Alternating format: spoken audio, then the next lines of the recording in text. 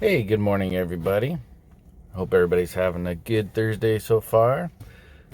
So, kind of like yesterday, we started off the day in the red a little bit, down about 1,200 bucks. We like being down 1,200 bucks. Um, that just means we don't barely have any movement, and as soon as we get some more time decay, that $1,000 or whatever it is going to end up being will be wiped out, and hopefully we'll end up the day green again. But if not, we can wait a couple days. With our strategy, we don't want every day to be green, honestly. Just because, like I've said in the past, we do need some movement in our underlying, which is mostly Tesla. So I haven't made any trades this morning at all. I do need to start focusing on winding down this account. So I can either start over here or possibly move some equity to another one, so I can just start a brand new. So even when I'm rolling out my spreads, I'll probably just roll them out to the maximum of maybe February 19th or so, and then at some point I'm gonna have to close things. Hey, it looks like we got into the green. Awesome. I don't need to ask for any help or donations this morning. So we'll just take a look at a couple things we have going here. I have 3 puts on IPOE, an IPO that has already been announced, what company that they're going with. I believe they're trading a little bit under $20. So these are both cash covered puts. The 1750 and the 20, I opened up the 20s first, and we received $175 credit, which means even if it is below 20 at 1825, oh yeah, it's written 1825, it's a break-even play. IPOE right now is at about $19. Looks like it's headed down a little bit, so at $19 we're actually profitable if this is how it closes tomorrow. That is tomorrow, right? Already? Sheesh. This week went fast. These plays went fast. So when this went down initially, because I believe, yeah, it had spiked up. So after I sold it, it spiked up to 2 something. So because the stock had dropped, so I went ahead and opened up another one at 1750. I expect tomorrow that the 1750 is going to expire worthless, and I will be signed 200 shares of IPOE, which is great. Good IPO, great management, good company. PSTG was a play on some news, didn't pan out. I'm considering those loss. I only played $60 some total. Target, I played a long time ago. That's a loser. And UUP as well. Those 3 are all losers. I'm just gonna let them expire. They're probably worth $1 each, and every once in a while we do get losers, and that's okay. As you can see, like relative to my account, I play a very small amount on buying naked puts or naked calls, and these are a few examples of them. We have our AT&T.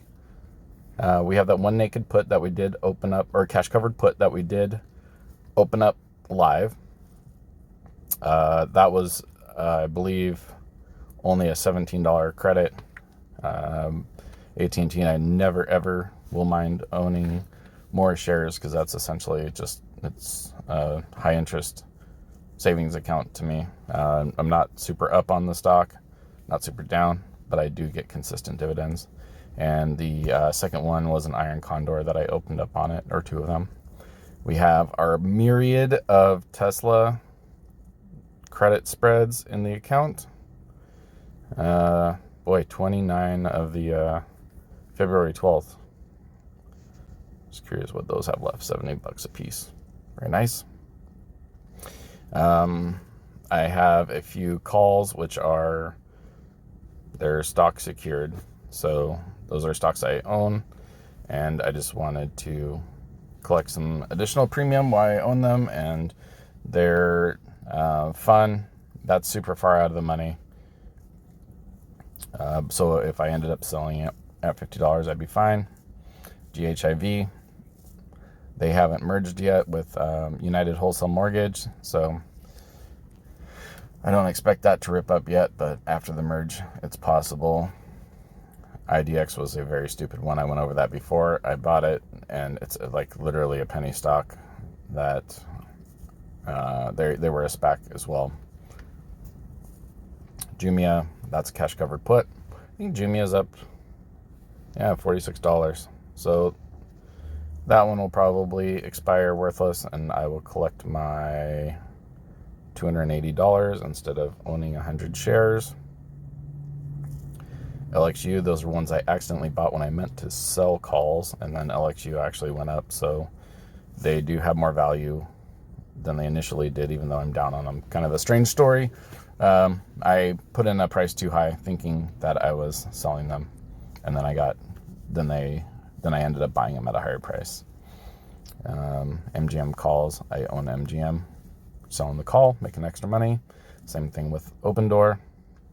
A whole bunch of more Tesla spreads, up on most all of them.